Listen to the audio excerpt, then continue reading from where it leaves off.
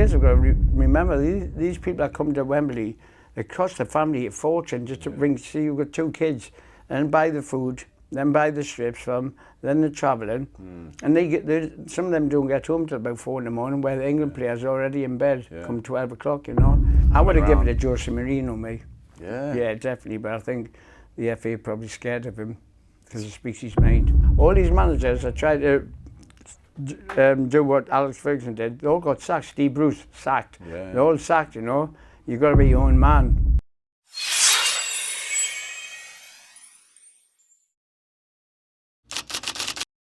Right, Sporting Talk are down at Butlins in Bognor Regis for our monthly catch-up with the legendary Gazza.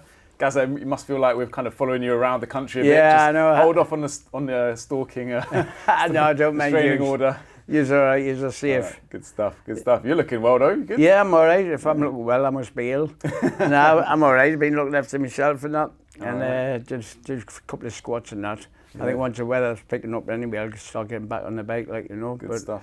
Being busy, plenty of work on, so that's okay. The season's finished now, so now it's time for the transfer windows open. So it's all kind of silly rumours going on in football. But since we last spoke, the miracle has happened. Spurs won a trophy. Yeah, exactly. I know, great win for them. To be fair, like, you know, the pressure was on them, I suppose. But like I said, when you've got sort of nothing to play for apart from that the final they were in, then you know it's you give it all free for all and.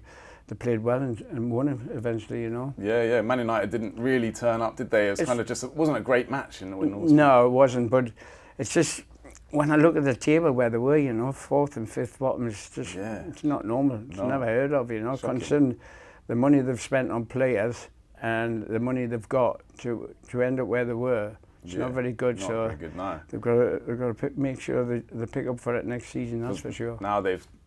Daniel Levy sacked Ange Postecoglou. Even though they won the trophy, he must have just been so disappointed with the Premier League form, like you said. That he probably knew beforehand as well. But I think the manager there, well, I can't pronounce his name, but never mind. You know, winning something. So at least I know he's going to get a job at the start of the season. Definitely. Yeah, it's a shame. I don't like managers getting sacked because. You know, it's the players that let the managers down, really. Yeah. And I'm sure he's been well let down this season, you know. Yeah, very much so. And I think they've got the Brentford manager, Thomas Frank, now to replace him. Is he? Yeah, he's a good manager. So another German coming in. But especially last season, not this season, but the season before, the end of the season, the last 5 or 6 games were outstanding, you know. He's a good manager, you know. Definitely. Can you just... Obviously, you played with Peter Beardsley, didn't you? Like at Newcastle. What a legendary player! Can you give us just like a couple memories of him as a player? And how Peter was there. I just spoke to him yesterday, 2 days ago. Yeah. He did us a favour. Peter was there when we signed him at Newcastle. I was just apprentice, and I mean, I've never seen anyone work so hard in my life. You know, as a centre forward, or behind the front too. What a player though! That little bit of jink he used to have. But he was fantastic, Peter, to me, because I was only on 25 quid a week, and he'd like give us £5 out of his wages. Really? He has 5 every week, you know, and don't tell me, missus, to go mad. I'm giving you money and that. But yeah, magical player, unbelievable. I mean, he was so unselfish. He's probably the most unselfish footballer I've ever played with in my life, you know. He'd rather set somebody else up than score. You know, I was good at passing, giving the ball to the centre forwards wherever they moved, but he was fantastic at both, you know. Yeah, brilliant career. Man. Yeah, brilliant. And he come from Vancouver as well. Oh yeah. Yeah, that's right. He had a bit of trouble at Newcastle, God bless him, you know. Oh, right. But yeah, he's doing all right. I've seen him not long ago. He's doing okay, Peter. That's good to hear. Good to hear. The Newcastle entered the season. They managed to qualify for Europe in the end, didn't they? Yeah. Do you think it would be, because Anthony Gordon was one of their best players this season? They bought him from Everton. Do you think it would be a massive shame if they were to sell him? Yeah, definitely. It's a shame. But I don't. If they offer him good wages, you know, I think he'll stay, because Newcastle's an unbelievable club to play for. You know, like I said, the public work all week just to watch the game on a Saturday. Yeah. I'm pleased for Eddie Howe, because he seems a nice guy. You know, great manager. But club's definitely going places. Yeah, definitely, without a shadow of a doubt. You know, like I said, the way they finished at the end as well, it was fantastic. And they've had a great season. Great season, you know, and the fans deserve it, you know, because I love the Geordie fans. They're fantastic, you know. Great fans, They deserve it, you know. Hopefully they spend a bit of money this summer and then they can push on next season. Yeah, exactly. You've got to just give them money to spend, you know, because if you want to match the top teams at the top there, I mean, constantly, because you look at Man City's reserve team. The reserve team could win the league if they wanted to, you know. Now Liverpool are out spending 120 million on a winger, so big money. That's incredible. You know, the money that's getting spent now. I mean, years ago it wouldn't be heard of, you know, spend 120 on just a winger. No. So you know, if you want to match these teams, you've got to match them in the transfer market. Exactly. We'll see. But England were playing recently, didn't they? They lost the friendly to Senegal 3-1, and then they only managed to beat Andorra 1-0. Yeah, I really don't give players stick in that. But I tell you what, you know, the players have got to remember these people that come to Wembley, it costs the family a fortune just to bring. See, you've got 2 kids. Then buy the food, then buy the strips from, then they're travelling, and some of them don't get home till about 4 in the morning, where the England players are already in bed come 12 o'clock, you know. That's true. So, you know, I always say, like, you know, if it wasn't for the fans, I wouldn't afford the holidays I had, the watches of the cars. So, you know, I think the performance wasn't very good. No, very true. You know, I think some of the midfield players have a go. I like Jack Grealish because at least he'll have a little goal, like, you know, or Foden will. But yeah. Well, it's weird that they've brought back some of the older players like Jordan Henderson. It's weird that he's getting a game. I mean, Gareth got them going, all playing really well, and you know, bring the youth. You know, got to keep it like that. Bring the youngsters through. It makes much more sense. You've got to, definitely. You know, if there's friendlies and that, and give them a go, give them a chance. You know, Bobby Robson did that with me. That's it. You know? I know you said before that kind of anyone could manage England, but now we have got Thomas Tuchel, the German manager. It's not a great look for the start of his tenure, really. You know, losing. It's not a very good start. If I was him, I'd be panicking. Yeah. You know, it's like, what do you say? You know, it must be awkward. I mean, fortunately for me, I had 2 great England managers. You know, Teddy Venables and Bobby Robson. Yeah. But, you know, have a German manager, I wonder what the atmosphere is like in the dressing room, you know. Can't be that good, surely. Yeah, it must be a bit strange, especially like Harry Kane's scoring goals, but it looks a bit tense. Yeah, he does, yeah. And I mean, I've seen his interview with the manager afterwards. He looked a nervous wreck. What a shame. I go, wow, mate, you know.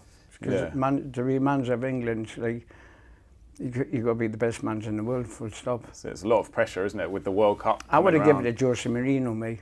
Yeah. Yeah, definitely, but I think the FA are probably scared of him because he speaks his mind. That's a good point, actually. They want someone that just kind of says yes and then just carries out the orders. Exactly. I think that's what happened to Teddy Venables, because he wasn't a yes man.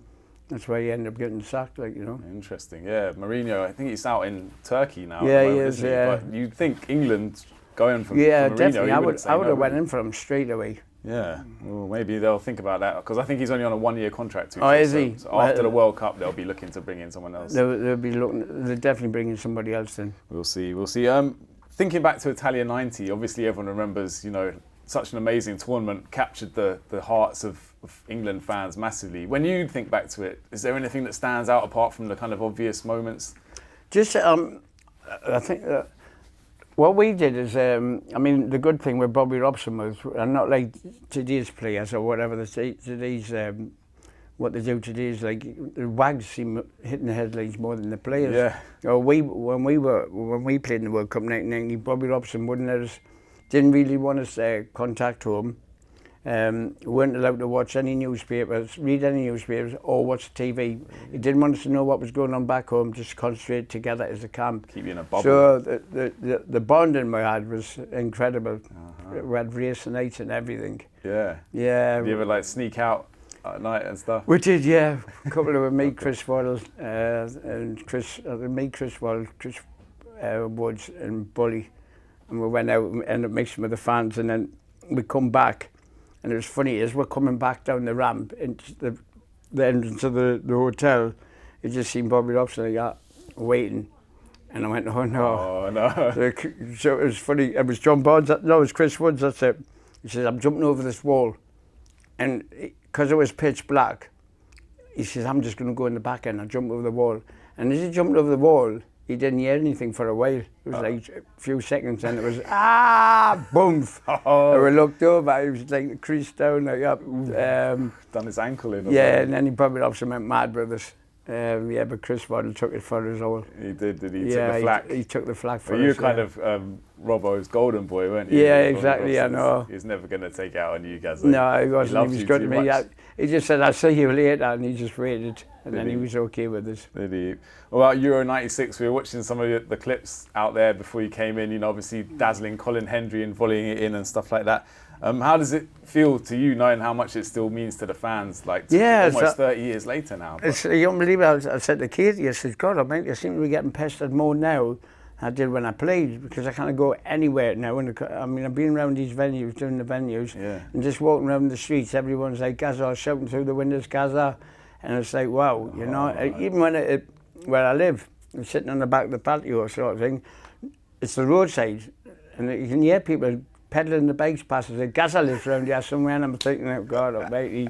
Well, Euro '96 was special. I mean, 1990 was unbelievable, to be fair, but Euro '96 as well, we're close to winning that. Well, I was only that far from putting the back of the net, you know. So close from the cross. But yeah, when I do these venues, they put a little video up on us. And I look back and I think, God, I wasn't such a bad player. Yeah, that's it. Understatement of the century. Yeah, exactly, you know. Yeah, no, great days they were, great days. London was buzzing, wasn't it? I've got a question here about the Pigeon story at Spurs. Was that when you were up on the roof shooting the pigeons? No, it was the grounds. I used to go after training, I used to go to the ground and mix with the staff and have a pint of milk with them. And I went one day and there was no one there. And it was just the groundsman. And I went, Gaz, I've got a problem. He said, what? He said, you know you like the pitch flat and with lots of good grass on it? And I went, yeah. He went, I've got a problem. I said, what's the problem? He went, a pigeon. And I started laughing. And what's the matter? It's eating the seeds off the grass. You got a gun? I went, yeah. He says, do you want to shoot it? Because it's eating all the seeds and I can't get rid of it. So I go home, get the gun, come back. And there's no one about. Not even the groundsman, just me and this pigeon. Okay. And every time we got closer to the stadium, it flew the other side. I said, God almighty. And then it flew up where the big cockerel was. I went, I know where it is now. So I climbed up the ladder bit. I've shot the cockerel on the way out anyway, put a hole in that cockerel. It's on display at the Spurs new ground. It's on display. The guys have shot this. And unbelievable. So now I'm 10 yards away and I've got my sights on the pigeon. I thought, I've got it now. And I thought, one more step. I went 1 2 steps, too many, fell through the roof. Oh. I went about 12 foot into the stands. And I see this pigeon looking at us going, ha. And that was on a Friday. On the Saturday. 1-0 to the Pigeon. Yeah, and on the Saturday I went in the dressing room. I said, Gaff, I'm struggling a little bit. He went, you can't be. He says, it's not possible. You were okay, yes. What's happened to you? And I went, look at the bruise. And I said, my ribs is done in. He went, who did that? I went, the pigeon. And he just laughed. He went, get your kit on your plate today. Yeah, so you had to play anyway. Yeah, I had to play. No excuses. That's so hilarious. One the Pigeon. That is brilliant. That is brilliant. I got a question from the Daily Express about it's the Brentford player Bryan Mbeumo. He scored like 20 goals for them this season, and Man United are trying to buy him, but I think he wants 250,000 or something crazy money a week. Yeah, a week apparently. That's what he's asking for, which seems bonkers. Yeah. But do you think he's making the right decision to go to Man United, or Tottenham want him as well? So. Tottenham, I know Man United's a huge club because you see, it's like same as Newcastle. You know, you get a lot of quality players, unbelievable for their own clubs, play fantastic. And all of a sudden you go to a big club and some of them freeze and they're not the players they used to be.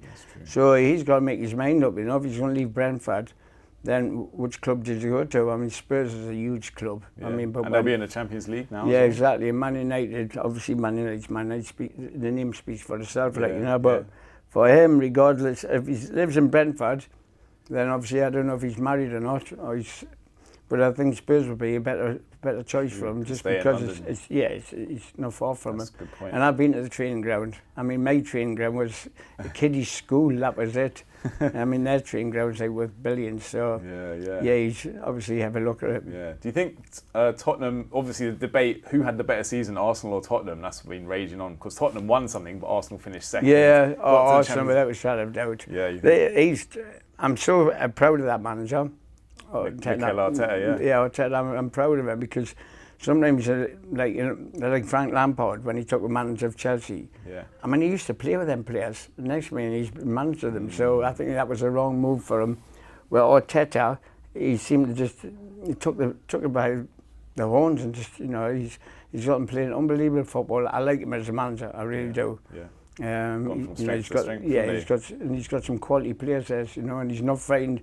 He's got the players wanting to have a go. Yeah. I mean, if I wanted to play for either England or Arsenal, I'd pick Arsenal at the moment because they're ready, they're going for it. Playing better football, aren't they? Than yeah, England, definitely. Without a doubt. You mentioned Jack Grealish earlier. Obviously, we know he's your mate, and we chat to him. He's going through a bit of a sticky spell, isn't he, at Man City? I wouldn't have had an argument with the manager because Jack. I've spoken to Jack after the England game a couple of times, and he speaks to Katie a lot, and he's got great character, and he's like me. Yeah. He likes me. I think he likes to mess around. He likes a party, doesn't he? But when he plays it now, he's quality. Whether he's absolutely in love with Man City. If not, then if I was him, I'd look to move. Yeah. Because it doesn't seem like he's getting on with the manager. You can't just not play for your club and then suddenly he's playing for England. It's weird that, It's a weird one. I think he needs to go back to playing the role that he was playing at Aston Villa, just being the playmaker. Yeah, just exactly. Give him the ball and let him do what he just loves to let do. him do what he wants, Yeah, Terry Van was the same with me, but it was brilliant because Terry Van would say, right, give Gaza the ball and you behind him. And if he lost it, win it back and give it back to Gaza. I remember some of the players just said, "Are you doing your fucking dirty work? Shut up, just get the ball and give it past to me." Just wind him up like that. But yeah, Jack, he wants to be on the ball. Even if he loses it, he still wants it again, Yeah, that's the good thing about him. He doesn't get his head down, he just carries on, doesn't he? With the World Cup taking place next season, I mean, do you remember Mason Greenwood when he was at Man United, and then there was the allegations and he had to leave the club? He went to play in Marseille. I think he was the top goal scorer in France last season. So he's doing well. Now he's under the radar. Do you think he should be considering bringing him back to England maybe, or giving him a chance? If he's went abroad and all that, and he feels more comfortable coming back, and the goals he's scoring, come back, I wonder if someone would take a chance on him, because obviously he brings a lot of baggage because of the Yeah, exactly. But then again, it's I don't know if I brought quite a kind of bit of baggage, but yeah, I mean, if you're going to take a gamble on him, take a gamble on him, Yeah. That's the kind of player that he should be looking at in friendlies, because if England are playing a kind of meaningless friendly, then give people a chance. Yeah, you've got to give them a chance, even if it's just half a game. Like sometimes with these friends, you can play 11 in one game and then 11 in the second half. Yeah. And give guys a chance, Did you see Rangers finally got a new manager? It's Russell Martin. Kind of a bit of a low-key appointment. He's been manager. Rangers, is he? Is sacked Fergie? I bet he's gutted him because he loved Ferguson. I think he never really had the job full time, didn't he? He was kind of interim. So now the club's been taken over, haven't they, by this American consortium? That's right. So now I think they're just trying to rejig it all around. Bring it on. They've got the manager. Yeah. Good luck to him. Yeah. He's going to need that. He's going to need it. I remember when a few years ago, I was doing a venue or something. I went to the match anyway, and was speaking to this woman in the director's box where they could have some eating that, and I went, the manager, yeah? She went, yeah, that's my husband. He used to be manager of the youth team, and he's manager of Rangers now. A few games should go, and he's really excited taking on the job. And I just looked at that and thought, he ain't getting the job. Don't worry about that. No. You've got to be bigger than just a youth team manager, be manager of Rangers, because that is one hell of a job to take on, Rangers. Yeah, a lot of pressure. Well, yeah, but you go win the league, that's it. You've got no option. Yeah. Because if you're not, then obviously Celtic are going to win it. The new owners said they're going to be 20 million to spend this summer, which doesn't sound like a lot in the grand scheme of things, but up in Scotland, that's quite a lot. Scotland's a hell of a lot of money, yeah. I mean, I was fortunate when I signed, because we had 18 internationals at Rangers, And Walter was terrible because he used to play like the Scots against the foreigners in football. And we got kicked. Were you a foreigner though? Yeah, I was a foreigner. We got kicked to bits. Yeah, me and Loudrup, we were getting battered off them. But we used to win though, but we still got kicked. Yeah, Stuart McCall and that, it were. But to be manager up at Rangers, some job to take on. Definitely. Because you've got to win every game.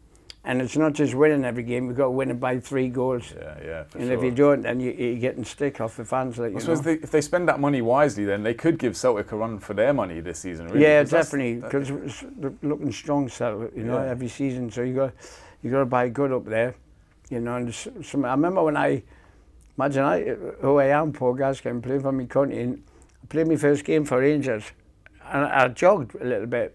And this old fella in the crowd, Gascoigne, I looked at him, what? He went, get fucking running. He says, you're not on holiday now, because I just come back from Italy. I went, okay, mate, just start running. Yeah. No messing around. Yeah, but he had some job to take on as England man. If I was wanting to be a manager, that's one job I would love. Yeah. But I tell you what, tough job though. You got to win, like you said. Remember Walter Smith once. We were playing. I think it was Kilmarnock away or something like that.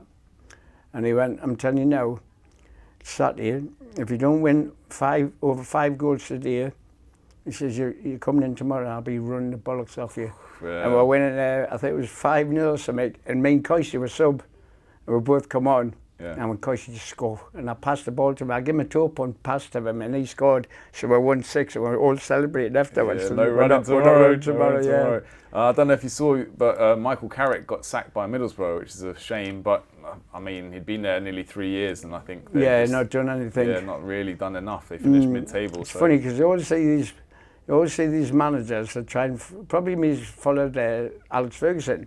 You look at them, right? Brian Russel sacked, Paul Ince sacked, Roy Keane didn't want to be manager. Gary Neville. All these managers that tried to do what Alex Ferguson did, they all got sacked. Steve Bruce sacked. Yeah. They're all sacked. You've got to be your own man, because there's no one in this world possible to be an Alex Ferguson. You can't follow him, can you? Can't. He's got his own blueprint. Exactly. You can't just steal it. I had the same with myself playing football.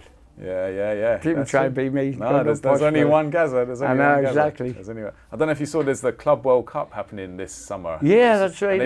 They've chucked a load more teams in everything it now. in it. There's so many teams. I didn't know what was going on. I mean, there's so many competitions going on around the world. Yeah. It's like it's hard to keep up with them all. And because I was watching just the adverts, and I thought, what's this one? And God almighty, all the players, and they've got... we've got Chelsea and Man City are in it for the Premier League. They're trying to get Ronaldo in it somehow, even though his team didn't qualify. They're just saying... I watched his documentary on Netflix that was like, wow, mate, he's fucking lethal. Unbelievable fit he keeps himself in. He's got the golden boot out there.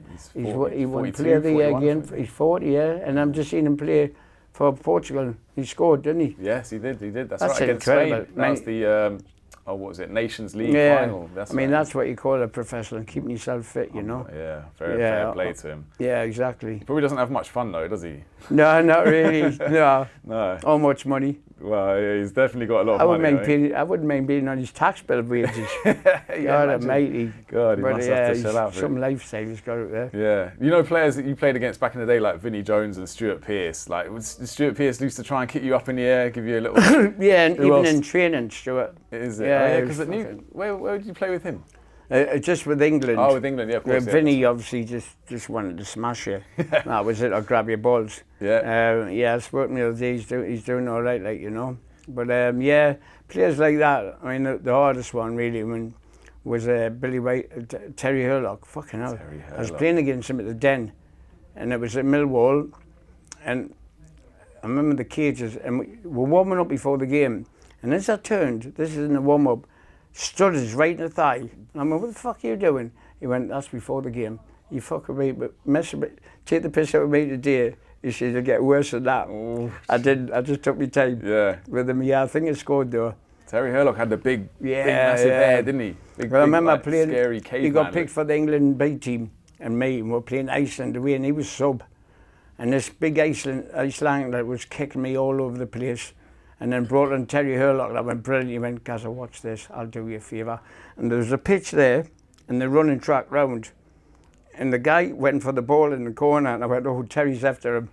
Fucking hell. He put him halfway across the fucking running track, launched him, and I went, oh, that'll do me. Probably not even a booking then, was it? He scored as well, but we won 1-0, he scored. Amazing. Yeah, legend. He doesn't Last time I seen him, he was in Dubai. Okay. Yeah, smashed out his head. Is it? Doing all right though? Living a life. Yeah. Living a life. But when we were in England, we were both on a diet. And he comes, because I'm room next door, do not get me anything. Oh, I won't.